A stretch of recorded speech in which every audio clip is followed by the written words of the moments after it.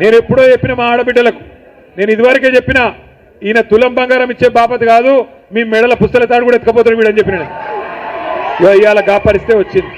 అందుకే నేను అంటున్నా, ఇవాళ ప్రజలు బాధపడుతున్నారు. రాష్ట్రంలో రైతులు అయ్యో పాలిచ్చే బర్రెను కాదనుకొని తన్నే దున్నపోతుని తెచ్చుకున్నామని బాధపడుతున్నారు. వాస్తవం ఇది.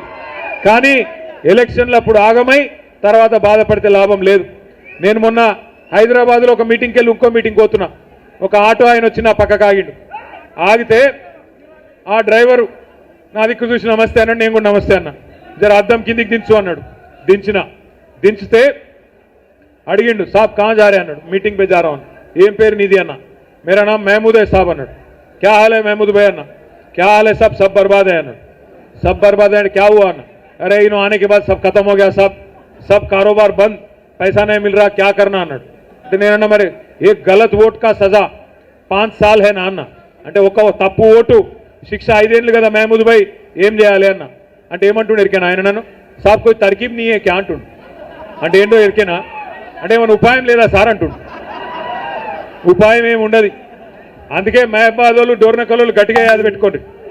వచ్చేసారి కూడా కేసీఆర్ గారు ఎవరికి బీఫామ్ ఇస్తే ఇక వేరే ఆలోచన ఉండదు. అర్థమైందా? ఇక మా సీటు ఓటు పోయింది కానీ కేసీఆర్ ఉంటాడు, మా ఎమ్మెల్యే ఓటు పోయింది కానీ కేసీఆర్ ఉంటాడు, అట్లా నడవదు.